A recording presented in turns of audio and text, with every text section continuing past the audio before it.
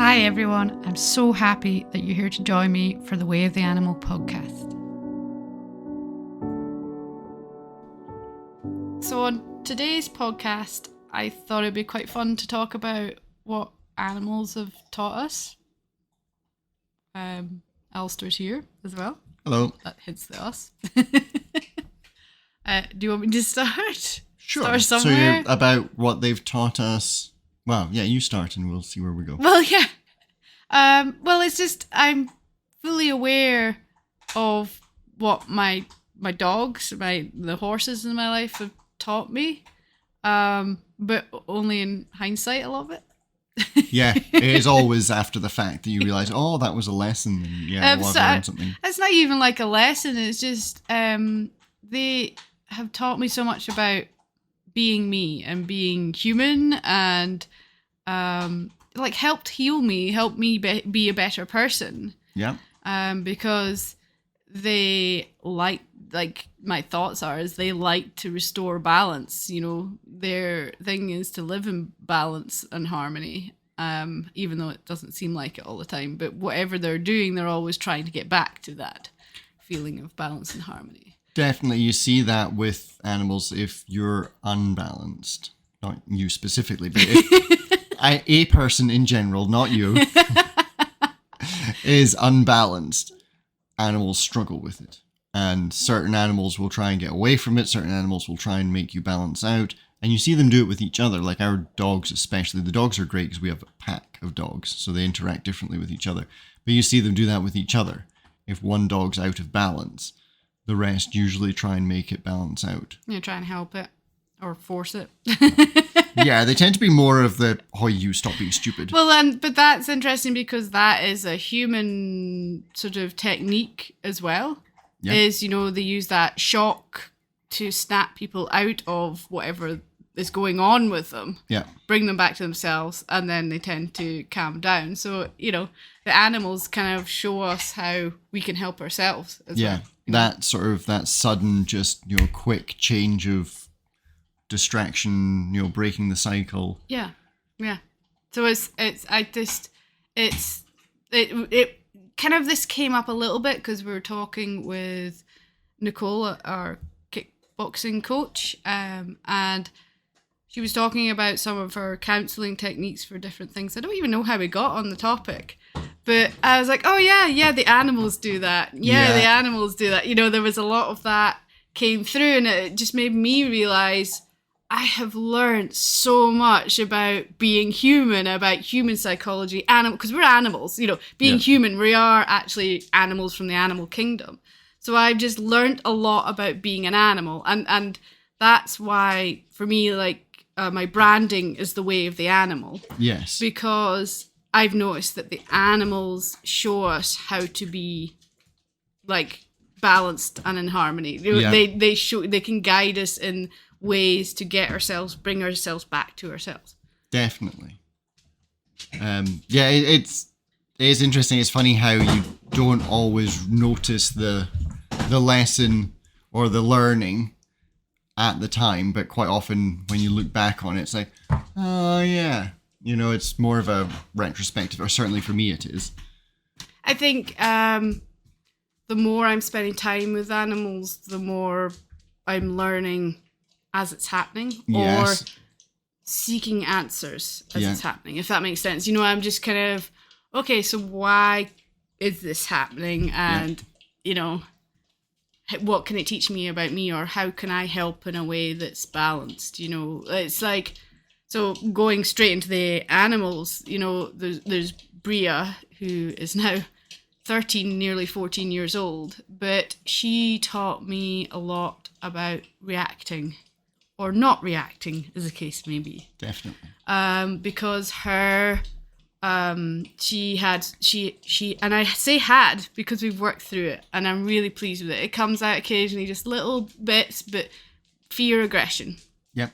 And so it also there was jealousy, aggression with the other bitch we had in the pack at the time, Shaw.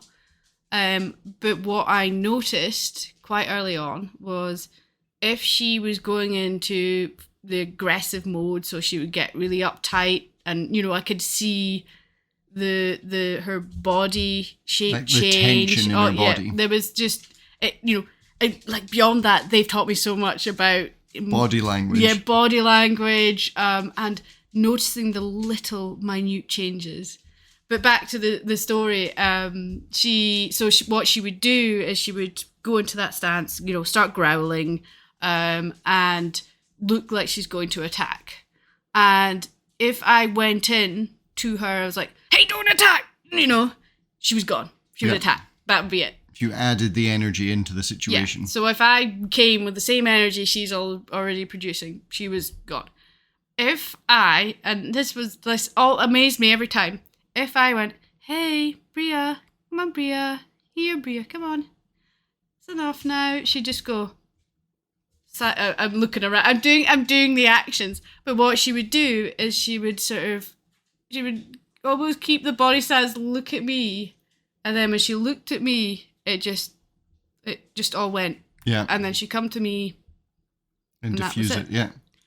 So she taught me a lot about reacting to your animal's behavior or not, or the way you are. So it taught me, I talk about reacting, responding. So I responded in a different way to how she was behaving. Yeah. And it completely diffused the situation and changed how she was. And just like that, like just with gentle voice, calm energy. And it's something that I now recognize a lot when, you see angry people. It's like it comes into my life in every moment now of responding, not reacting to, different emotions and energies that are going on. Yes, I'm just thinking about it because one of the things we were saying earlier, I was thinking about, how it works as a sort of pattern break to get them out of that. I'm just thinking that for Bria, it is like a pattern break, but it's not an abrupt, harsh pattern break. It's a pattern break of a soft, gentle... Yeah, it's the softness that invited her to change who she was. And in doing that, like, I don't even know what happened, but we worked through it in such a different way, and in a way that I wasn't so focused on the behavior that she was doing, but on helping her feel balanced all the time. Yeah. That, there's always the pre-warning, because she could be wary of strangers. And, like, I'm not saying aggressive, like she'd bite people, she just would get really uptight and really growly and... Quite scary. Yeah, pretty scary. So anytime anyone was coming into our home or anything like that, I would say, okay, just don't look her in her eye, because that upsets her. And just, if she comes over to you, just leave her be. Don't try and pet her and look her in the eye, because that's where she would go from, I'm okay with this, to that's too much. And because a lot of people don't notice that subtleties of when they're starting to get uncomfortable, I just had to say black and white. Just basically ignore her, which can be quite rude. But the thing is, she loved that. So then I can just remember, I can picture this her. This is the funniest bit of the whole thing. Who was it? Was it your mom? Or someone? I don't think so. I can't remember who it was, but it was someone had come round. Someone had come round, and she... Don't speak to you, don't look at the dog. Yeah. Just ignore her. So she got up on the sofa next to them and was all over them for attention. Like, she just wanted them to cuddle and pet her. And they were sitting there sort of like, not rigid, but like, so she, what do I do here? I was like, you can gently stroke her, just don't look her in the eye. Just a little. It's nothing worse than the dog might get a little bit, growly and aggressive if you look her in the eye or pet her. So just ignore her and it'll be fine. The dog's like sitting on your knee staring at you. It's like, I don't know what to do now. Is this dog going to kill me? Yeah. It was a really interesting experience, and I appreciated how much she didn't ever really escalate beyond. And growling. it was in her first year of her life. It was growling and a lot of barking at people, but like... And she still, later on, there was certain people she didn't like their energy, and she would show it. Whereas now, or beyond that, she would show it by just not going near them. Yep. Like, she would just go away. Like, she just learned that, okay, I don't like you, I'm moving away. Yep. You know, and it happened in such a fluid way that I don't remember how it happened exactly. Do you know what I mean? I know exactly what you mean, because I don't know where we went from the don't look at, don't touch to you don't even tell anyone about Bria now. It's like, it's just whatever. She, you know, it was, you know, years down the line, but my nephew, you know, she came with me when I babysit him, and, you know, obviously kids and dogs, you have to be very wary, and, you know, she has a background, as it were, but I never felt like that would be an issue, and she just loved him. Yeah. You know, she just enjoyed being around him and helped him to learn how to be around dogs, which I think is such an important lesson with kids, is just learning that sort of respect and gentleness at a very early age, which, you know, but it's just how much she changed. Like, I wouldn't call her aggressive. Like, she's non-aggressive. She's not non-aggressive at all, but she was aggressive. Yeah. But here's the funniest thing about her, is we're talking about what dogs have taught us. And Bria was aggressive, and we went with the just ignore her sort of thing. She's now non-aggressive.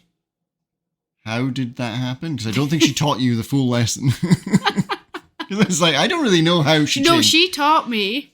I think she taught me how to respond, not react. Okay. So instead of getting upset that she's getting aggressive, and then getting angry at and her, anxious about it, you know, it's like, instead of building with very heavy energies that can influence her behavior, I learned very quickly that calmness and gentleness and softness helped her to come round from that. And I'm not saying that works for every dog or animal or whatever. It's Everyone's just like, different. I found the thing that helped her. And I think we can sometimes, with animals, we can end up getting very focused on the behavior that they're producing.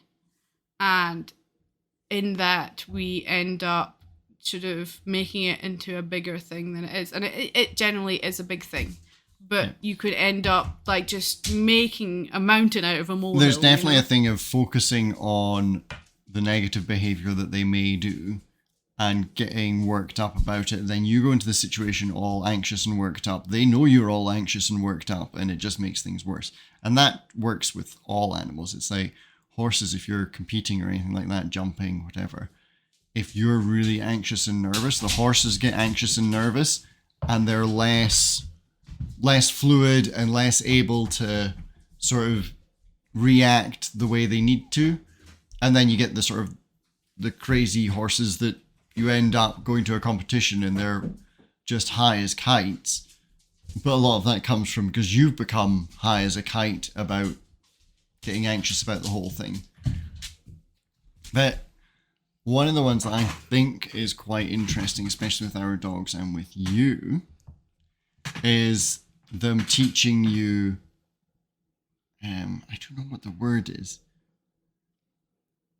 It's like tolerance, but acceptance, yeah, maybe something like that. Where I'm going with this is behaviors, and they're a good teacher for all of that. But so there's a certain dog, Callan, at the moment, who is a very good example of this, that dogs especially, but all animals, they're not robots. Yeah. And you may want them to, we're going to sit down and record a podcast now. Can you all lie down and be quiet? And they have other ideas. And you know what?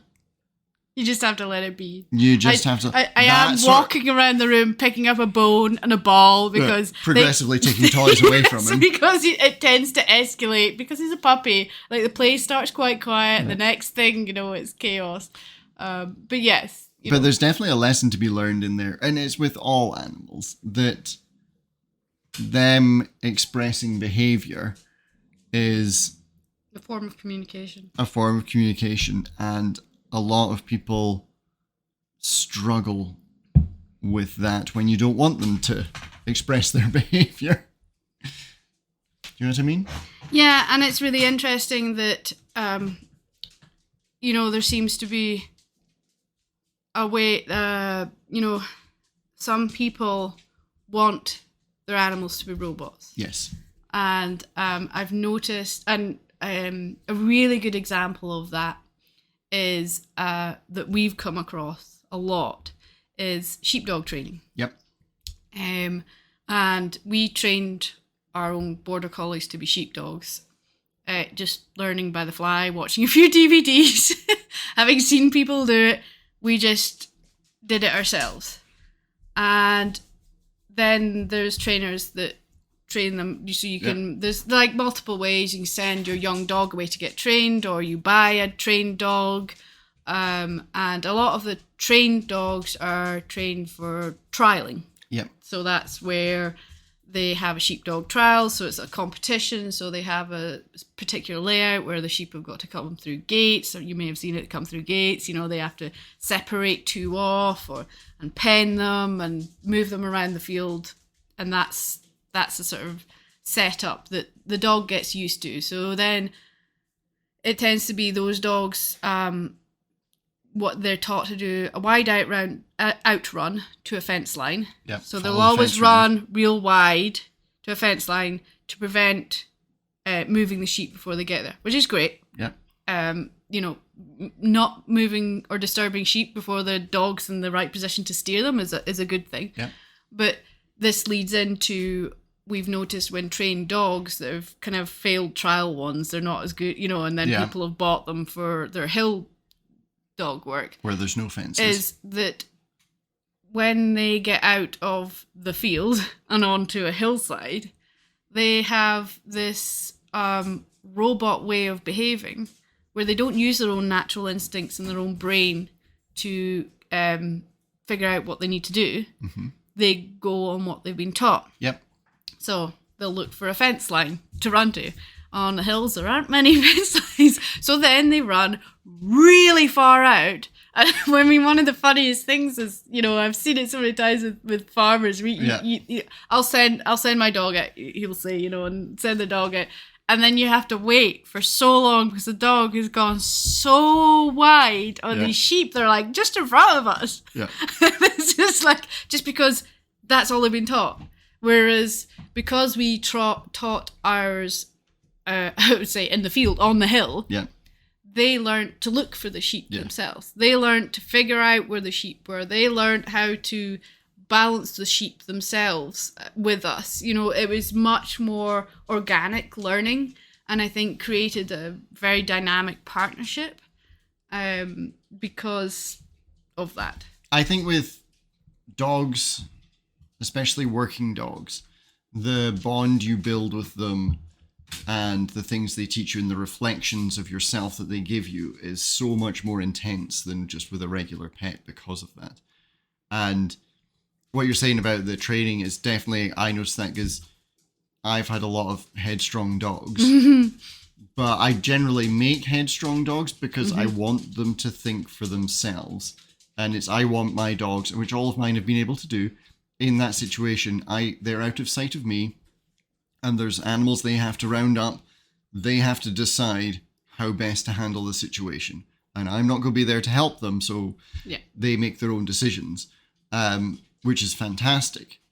But it is very different, because then my dogs, if you ask them to be precision perfect, they are not at all. They will overwork, they will ignore you, they will... Well, I mean, because we both had a headstrong dog each at the same time. You had Moss and I had Shaw. And, I mean, the most hilarious thing that would happen is we contract gathered for local farmers. So, you'd always do the same routes, the same gathers, but the sheep would be in different places. But when we got into the Fanks, which is the Scottish handling systems, where they had pens that progressively get smaller to the point where you're able to handle the sheep in a confined space. So you're just working them into these pens. But with Moss and Shaw, if we were like, actually, we're not going to take these guys in to the Fank, we're going to pop them out the bottom gate and they're going to go down to that field because we're going to get the other lot up first from another field. So that's us deciding we're going to take them out a different gate. Could we persuade these two headstrong dogs Then we wanted to put them out the other gate. Nope, they had them pressed against the top gate that was shut because that's the way we do it. Yeah, exactly. And they were that way that you could turn up there and just let them out and sit back and wait. And they would bring them in and put them in and put them through. I mean, and the they farmers' would do everything dogs would be the themselves. same. You'd open the gate and they'd run around, bring the sheep up to the gate. You know, it's like, it was It's funny how great they get to into see. habits. Yeah. Yeah. But, you know, that also led to a few issues and sore throats. Yeah. But back to the sort of that robot training, what I feel is, and what I've sensed and noticed, is it seems to break their spirit. Yes. Like, they just don't have the same spirit for life and the same enjoyment for what they do in their life when they've just been trained to behave a certain way. And you definitely see a difference in dogs that have been really it's not even really heavily trained, it's the way they've been trained. Yeah. Just it's like this way or no option. There's no options. And it's like you sometimes feel with them it's more of a chore than anything else, whereas other dogs, they look like they love their jobs. They don't get the enjoyment out of it, Yeah. and it's just because they can't use their natural instincts and their natural way of being. They're just made to be a certain way. But that kind of brings us on to what some of my dogs have taught me with headstrong dogs and things like that, and it's that not accepting things, doing things softly and gently, and not being, no, you need to do it like this. I've said do this, you know? And I think especially to Rusty, he didn't like pressure. Where Moss, the dog I had before him, his father, well, 2 dogs before him, but he was very headstrong, but he could take a lot of pressure. He could take me shouting at him, he'd just be like, shut up, you. And he'd go off and he'd do it. And I remember one particular time we were out gathering the hill and I was standing on a little top and I saw these couple of sheep walking past me on one side. And I gave him the command to go to that side. He went the opposite way to me. I was shouting at him and cursing at him and he completely ignored me, went running off and was gone for ages. And I was just stood there on my own watching these 2 sheep walk past me. Next thing, he turns up with 15 sheep that I'd no idea had got past me. And I swear, as he walked past with those sheep, he looked at me like, you're an idiot. I know what I'm doing. Just that sort of smug, you fool. Yeah, okay, fair enough then. And that's that thing they always say, trust your animal, they're always right. Yeah, that's it. He always knew he was right. He could have at least pretended I was right once or twice. It was really interesting with Rusty because you were injured when he was a pup. And I kind of took him under my wing a bit. And was it sheep or ducks? I think it was the runner ducks. We had some runner ducks to train with as well. And because I'm not a heavy pressure person, like not in the same way that you are, less intense. Let's go. I can still pile on the pressure, but it's less intense. He, like, I remember pointing to you, you were looking at the kitchen window, I was like, look, because he was doing a lovely job of rounding up the ducks. He definitely wasn't a good match for me because he got anxious about working. And whether he didn't like work or he just didn't like working with me, I don't know. And it was a very fractured start because you were injured, so you couldn't walk. So you couldn't walk them, you couldn't do the daily bonding tasks. Yes. And you were in a lot of pain, so you in the house you weren't particularly happy, so it was a really difficult time for you. And then for Rusty, that was a sort of prime time of bonding, of creating relationship, and because I've never had. He's the only dog I've had like that. Yeah. And even likes of Bud, who we didn't have from a puppy, we got kind of as a 7 months, I think it was. Sort of rescue type dog, because he had a lot of issues with his previous owner, and we never had any of the issues, and the bonding was great, and he had and he's a really timid dog, but he had no problems with my pressure and my intensity when I was working him. Mm-hmm. So maybe you're right. Maybe it was just the fractured start. I mean, it was hard. And I think, though, you needed Rusty. Oh, yes. Because Rusty taught you so much about not using force. Yeah, well, that's it, because the two dogs before, you could be really intense with, and that was how you would get through to them, because both Moss and Duke... It was like, I feel like you needed Rusty to help you with Bud, because he's highly sensitive. So he takes special, but he's highly sensitive. Yeah. But he has incredible work drive. Yeah. An incredible bond with you. But I wonder if you hadn't had Rusty in between to teach you more softness in your approach, whether the relationship with Bud would have been sick. I mean, no one knows. But I always feel like things kind of happen for flow and a reason. I truly believe the animals that come to you at a time and for a reason. Yeah. And even if it feels like it's a nightmare for a reason, it's a really important thing for them to come to. Well, that's it. There is that thing that, what is it? They say the difficult dogs are the ones that teach you the most. Mm-hmm. Something like that. Yeah. And it's definitely true. And Calvin, you're not a difficult dog. You're just a lively puppy who's on a little bit of rest at the moment because he's hurt his leg. So that's fun. Puppy on rest. Yeah, that's just what you want. It works really well. But the interesting thing about animals teaching you things, I think, is it doesn't just go to your domesticated animals. Like with cattle and sheep and ducks and hens, and they teach you a lot about yourself and about how you are. But it's not always easy to see at the time. And I know people from my past who've, more especially with cattle, but you see them going to work cattle and they just can't settle them. They're always, and they're not really doing it, but it's just they've got that really, I don't know, intense, anxious, pumped up energy. But you can't settle the cattle, it's because you're not settled inside. You know? Yeah, well, that's it. And then you get rid of them and you put someone else in, and they're instantly quiet. So it's the way they're responding to you. They're mirroring back how you are, and sort of agitated. You know what I mean? Well, it just brings to mind. It's kind of a little bit away from what you were talking about, but similar thing was.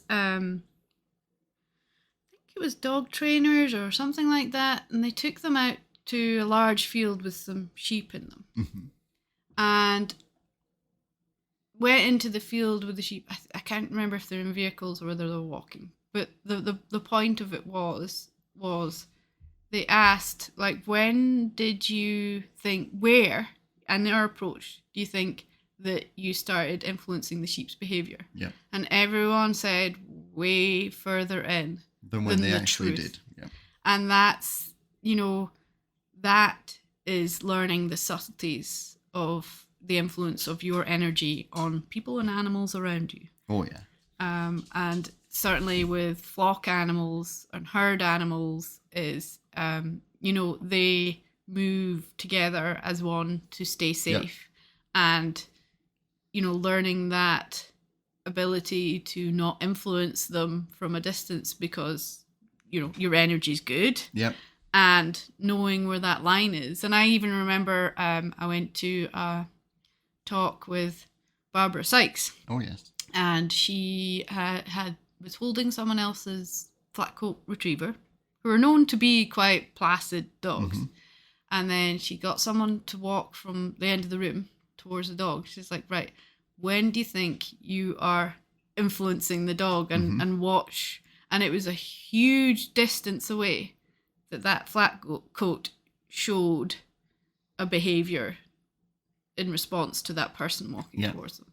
And so it's like, it's that understanding of how much they influence us, but how much we influence them, and how much our energy and then their space can be influenced by us as well. I remember when we did one of the clinics we did with the horses, and one of the exercises we were doing was just having your horse on a loose lead rein on the ground, and then just getting them to step as you stepped, either towards them, away from them, to the side.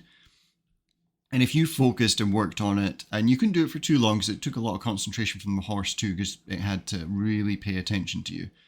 But getting that not even a step, just a lean, and the horse leans with you, and it's that fluidity, isn't it? Yeah, that fluid. And being able to see and read that, and like that's a great feeling to have. But then when you get to your herd animals, your sheep and your cows, and you can do it with ducks as well, and runner ducks that we had, the not even a full step, just a slight movement It's like the subtle art of influence. influences their movement. Yeah. And even things like standing with your hands in your pockets and then taking your hands out of your pockets and standing more upright. Like the influence that can have is phenomenal. How you're breathing, whether you're breathing. Yep. The whole thing. And you can just think really small. And they're not really attached to you. Not in the slightest. So it's like, if you think about it, then you take that into the domestic animals, like your dogs and your horses and anything like that, where you have a lead attached to you. Like, if you're not breathing, that's affecting their behavior. Right. You know, it's even the one you notice leading a dog is if you really grab hold and squeeze the lead as hard as you can, or you just have the lead really loose in your hands, you notice a difference in your dog's behavior just from that. I mean, with the T-touch training I did, there was a lot of holding ropes between two people and feeling the feel and following the feel and understanding that feel and connection. And, you know, there was sort of leading exercises that we did where I was doing, like, walking around a little maze thing with Bria, and it was really interesting. It was, like you said, really tiring, like creating that connectedness that she could walk the maze because we were as one. Yeah. I was like alongside her at a distance, but it was like she was on a lead, but it was as one, not me trying to lead. You know, it was really interesting. Yeah, rather than sort of pulling her around, it was directing her more subtly. Yeah. It's like the animals have taught us how much we influence everything in our lives. 100%. And it's one of the ones that I always think, and I try and teach to people at work, and the artist's experience with handling animals, is if you're handling a cow or something and it's anxious and charging around an eye, it's probably because of you. Whereas a lot of inexperienced people tend to be, well, it's crazy. It's probably because of you. Now, don't get me wrong. There are some that are really nervous. Yeah, and that nervousness. They're never crazy. They're scared. They're terrified. They have checked out. They're in fight, flight. Yeah. And they are checked out mentally. And they are freaking out. Yeah. And but that gentle softness is what you need to help them. I noticed that it's just like Bria. Sorry, No, carry on, please. But one of the cattle ones, again, is tagging calves, which can be a really dangerous thing because you're on the ground with a newborn calf, cow right next to you. You get some that are quite content. They trust you and they're happy you're not hurting their calf. Others that are a little bit worked up, and it's those ones. You get ones that are a bit worked up and they're sort of half threatening towards you, like, hey, what are you? And if you respond with violence and aggression, they will respond in kind. But if they sort of give you a bit of a, you know, almost a false charge, almost sort of like threatening behavior. They respond in kind when you're violent? Yes. Do they? No, they respond with violence. That's what I said, yeah, in kind, with the same thing. Oh, yeah. Sorry, you made it. So it's that one, it's like, because I take a stick with me for protection in case there is danger. But if there's that point where they sort of offer you a bit of aggression, and if you just, no, it's fine, then they're okay, it's fine. But if they offer you a bit of aggression and you smack them with a stick or you show it back to them, they're like, oh, well, they are dangerous then, and then it's a problem. Yeah. And it's just reading and influencing them in more of a gentle way. It's like, we are so lucky because I think handling cattle and sheep through, various systems, you get to learn pressure and release, and you get to learn reading the animals that just what they need to help them get through the system. Some need pressure. Some need you to say, hey, just go. Some, especially the quieter ones, often will try it. They'll be like, no, you don't mean it. I can just push past you and you'll ignore me. Yeah. And then there's other ones where it's like they actually need you to back away so that they can see the opening, because with you there, they're panicking and not seeing properly. And it's just like, and then sometimes they just need a more confident one to be in front. So you sort of, if you jiggle around the ones that are waiting till you get someone that's more confident, instead of insisting and making the one, you just know that's, when it comes to brute force, that's not, with big cattle, that is not going to work. So you have to keep playing around. And I think that has taught me a lot about reading animals and seeing what they need to help them through a situation. One of the big things, which is such a shame, is that not everyone sees that. No, and I don't think it's because, we're special. I think it's literally because we've had the opportunity to learn it. I think as well. I think yes, but I think you also have to be able to take that step back and look at it from a different perspective. Well, because I know people who, especially in the farming world, who have worked with cattle all their lives, and they cannot settle cattle and they cannot handle cattle gently. I know you're going to say it, but that's because it's how they see the cattle. Yes. They're not individuals, and then when they are misbehaving, and people do it with their own animals, when they're misbehaving, they're being bad, and they're doing it to you on purpose to upset you because they're bad. Yep. It's like my best working dog, when I was off, they worked worse. And it wasn't because which obviously just compounded me being in a bad mood. But it wasn't that they were being bad. It was that I was in a bad mood and I was putting them off their work. Mm-hmm. And that was putting me in a bad mood, and then it was making it worse. Yep. But yeah, so you're dead right that there are some people that they go in with abrasive energy to the animals that are there. And also their perspective. If they are scared of the cattle because they've had a fright, because their energies created some difficult and dangerous situations, then they go in with such a different attitude and outright aggression that it doesn't, clearly is not going to help herd animals settle in the situation. And some people just want the animals to just be that fearful and run around like mad hatters, but that's fine. But when they're panicking, they're not going to see a gate, an opening, because, like I said, they're in fight or flight. They're not using their brain. Also, they're just wanting to run and escape. When they get to that point, that's when animals get hurt or things get broken, and it's not a good place to be. Yeah. But it's definitely, and this is where sometimes the things animals teach you are in retrospect, because you have to sort of step out of the situation and look at it and see. And I think it's, I think for the cattle, working with horses, but working with right people with the horses. So, a lot of the natural horsemanship stuff we did was learning the subtleties of how your movement and how your energy affects your horse and their movement is really easy to put straight into working cattle. It's the same thing. Definitely. Where it's like, you're moving one animal and they keep veering off to the left. Well, how far forward you can be in that alignment with them to encourage that movement to go further right. Yeah. In the same way that the dogs that you allow to use their brains will figure out those points too and be able to influence in a way that drives them in the right way. There's nothing better than that feeling. You've got a big mob of sheep in front of you. Everything looks completely settled. Your dog's sitting settled next to you. Your dog gets up for no reason at all and moves over to a section of sheep, and just milliseconds after they get there, the sheep try and break out. Sean Moss were always the ones. So they could read the group. It was very interesting because obviously Shaw was mine and Moss was yours, so we didn't work them together as a pair. No, a lot, but they were the only two that would work together as a pair.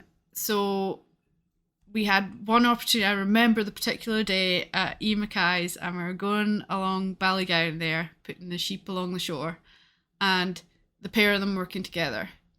And they both like moved into this position. I was like, that's weird. That's a weird place for them to be.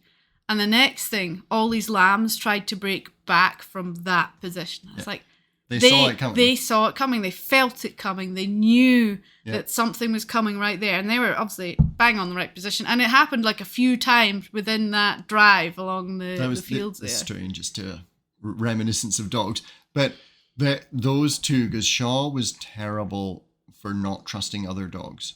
She didn't trust other dogs or other people to do their work. She would try and do everyone's work. Oh, that's my lesson. Yeah, that's definitely a lesson. But she trusted Moss, who she didn't work with, wasn't her partner. But if he was covering one side, she never checked on his side. She always just worked because... Yeah, the rest of the time it would be her. And you know who else she trusted? Pip, her daughter. Her daughter. Yeah, so the pair of them would work sides. Whereas obviously any other dogs I worked with her, she was and even very skilled dogs. Yeah, I would be, okay, I'm sending the other dog. And she even learned, so I gave, because of her doing that, she was away and come by, which is the standard commands. So then I was like, okay, I'm going to give Bria right and left so that Shaw wouldn't know. She learned them. And then Pip was ahead and keep. She also learned them. But she would work with Pip. Yeah. In a better balance. Yeah. But yeah. Because it never worked out well, Shaw trying to do everything. No. This is what she taught you. Trying to do everything on your own doesn't really work out. It's too much work for a little person like Shaw. Yeah, you have to trust other people to help you. You have to trust other people to help you. She should have tried to teach me that one. Maybe I'm too thick-headed to learn. I mean, her big lesson as well was like, no matter what, she was always full of joy. Yeah. Like she was always just happy. Had such enthusiasm for life. Everything with Shaw was 110%. Yeah. Work, play, everything. Yeah. Full on fun. But not in that really psychotic way. No. She was just fun. Yeah. Yeah. Lots of fun. Anyway, I think we'll call it here because we could talk all day. Yeah, we could talk all day. And perhaps we'll revisit because there's still so many stories and animals and lessons that I've had because we've had so many animals in our lives that I would really like to talk about still. Definitely. And like one of the things I find interesting just quickly is, especially coming from more of a work side of things, when you work with animals, and I see this all the time, and in my younger years, I saw it more, but I was able to see it and then change away from it. But it's that thing. When you've been through thousands and thousands and thousands of animals, you start not treating them properly. You start to just come on, let's just go through it.